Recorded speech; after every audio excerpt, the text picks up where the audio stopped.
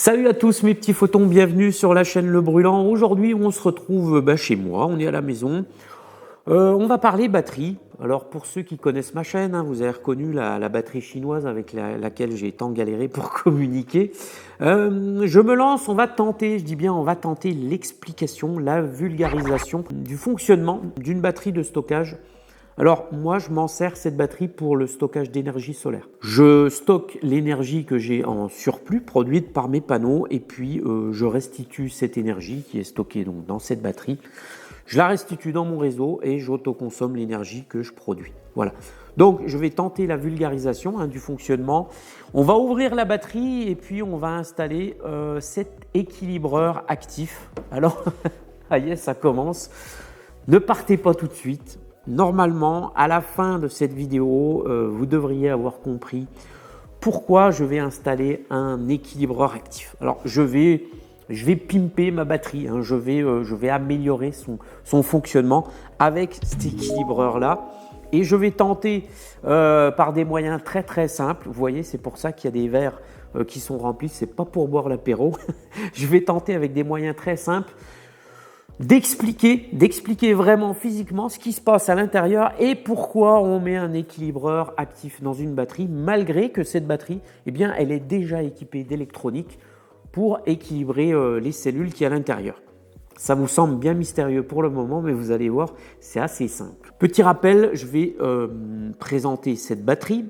Cette batterie est composée de 16 cellules avec une chimie qu'on appelle LiFePO4, lithium fer phosphate. Donc c'est 16 cellules qui sont en série et qui amènent la batterie à une tension comprise entre 48 et 54 volts. Et puis les Chinois la donnent pour une quantité d'énergie de stockage d'environ un peu plus de 6 kWh et puis une intensité de 120 ampères-heure.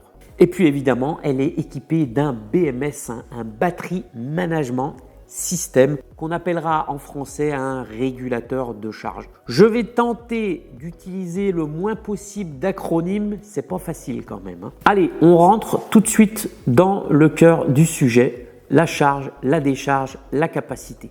Une batterie pour le commun des mortels, c'est ça.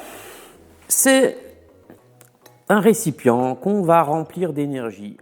Il faudra bien vous imaginer dans cette vidéo que l'eau est l'énergie. Donc pour le commun des mortels, une batterie c'est ça. C'est un récipient qu'on remplit.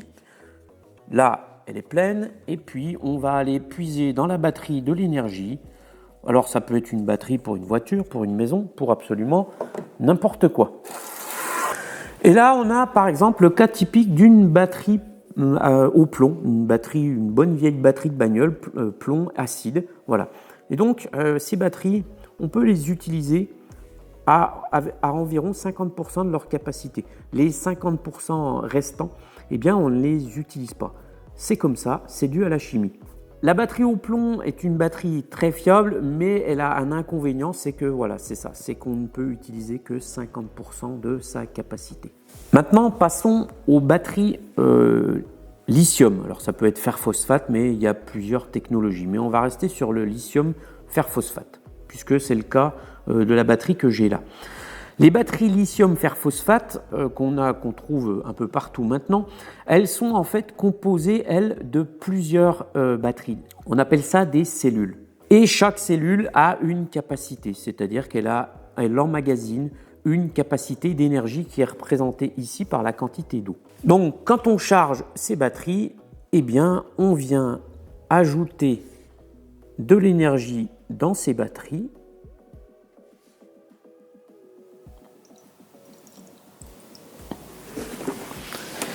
Et puis ces batteries étant reliées entre elles, ça nous donne une quantité de stockage total de notre grosse batterie. Si par exemple ces batteries avaient 100 ampères-heure de capacité, j'aurais 100 plus 100 plus 100, 300 ampères-heure de capacité. Les assemblages les plus connus, c'est avec 4 cellules, 8 cellules ou 16 cellules. Et chaque assemblage fera qu'on aura une tension de service différente. Les plus connus, les plus répandus, 12 volts, 24 volts, 48 volts. En ce qui me concerne, ma batterie est une 48 volts. Pendant toute la durée de vie de la batterie, on va charger en énergie les cellules et puis on va aussi bien évidemment les décharger. Donc on va aller puiser dans chaque cellule de l'énergie. Et puis après, eh bien, quand il y aura du soleil, on va re-remplir chaque cellule avec de l'énergie. On appelle ça des cycles de charge et de décharge. Et c'est ça qu'on voit sur les datasheets, sur les données qu'on voit sur les batteries. On voit qu'elles ont un nombre de cycles de charge et de décharge. Pour le LiFePO4, en moyenne, c'est environ 6000 cycles. Et le problème de ces cyclages, eh bien, vous allez voir, c'est très causant. C'est qu'à force de faire des cyclages, ce qui se passe,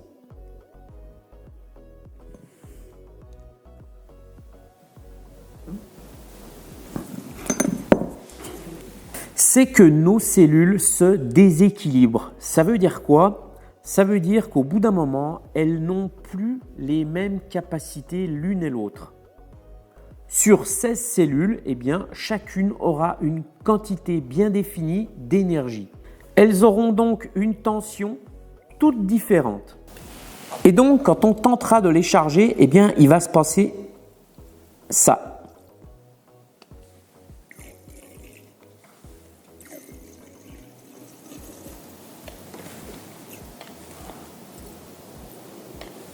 Une des cellules va arriver en pleine charge avant toutes les autres, du fait qu'elles soient déséquilibrées. Le BMS, lui, le Battery Management System, qui est soi-disant smart, intelligent, eh bien, quand il est passif, il n'est pas très intelligent. Il va scruter la tension de chaque cellule, qui va lui donner l'état de charge.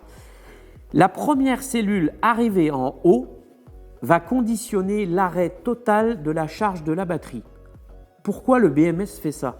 Eh bien, pour ne pas surcharger une des cellules, parce que potentiellement, c'est dangereux pour la cellule. On va y voir après, vous allez voir comment c'est câblé à l'intérieur. Mais le BMS, il sait l'état de charge de chaque cellule. Donc, si celle-là arrive en premier, on stoppe. Mais vous voyez que ça occasionne un problème. C'est que les autres cellules, elles, n'ont pas fini de se charger en énergie. Il y a donc un manque d'énergie. Il y a donc un manque de capacité totale de la batterie. On ne pourra donc pas avoir la quantité qu'on aurait dû avoir si on était vraiment toutes les cellules chargées. Et pour la décharge, eh bien, c'est pareil. Puisque les cellules qui vont se décharger, celles qui étaient déjà moins chargées, eh bien, elles vont arriver au niveau bas. Pas tout en même temps.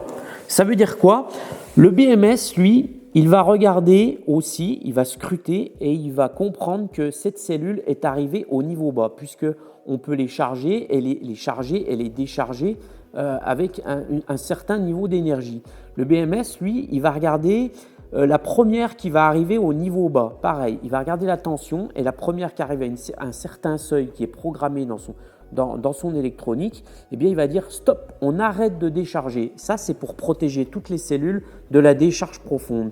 Donc, vous voyez bien que cette cellule est arrivée au niveau bas en premier, les autres n'ont pas fini de se décharger.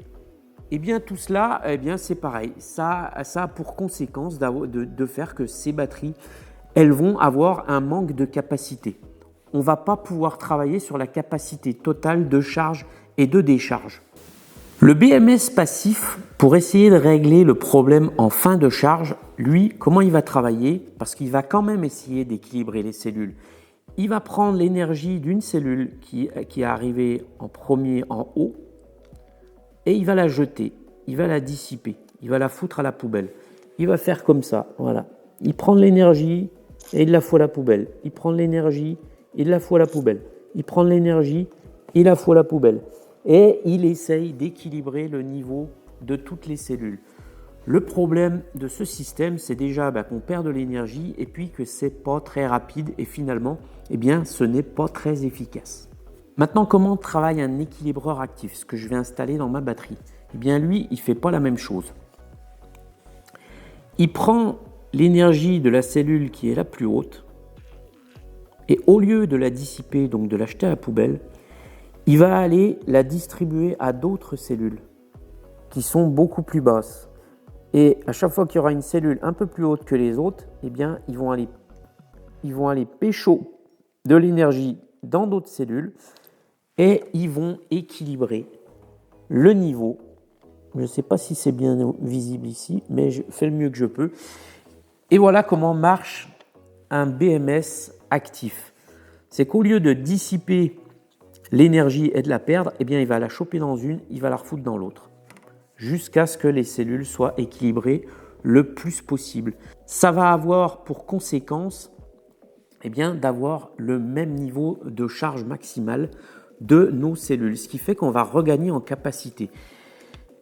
Et bien évidemment, au moment où on va décharger, comme toutes les cellules seront parties quasiment du même niveau, eh bien, ça sera beaucoup plus équilibré, même en fin de décharge.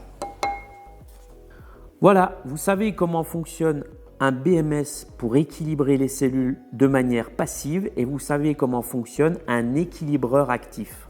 Je m'arrête ici, sinon la vidéo va être beaucoup trop longue. Je vous propose de voir la suite dans la prochaine vidéo où là, eh bien, vous me verrez installer l'équilibreur, faire le câblage et on regardera aussi comment installer l'application. Je vous fais à tous un gros bisou, prenez bien soin de vous, c'était Gérald pour le Brûlant, salut!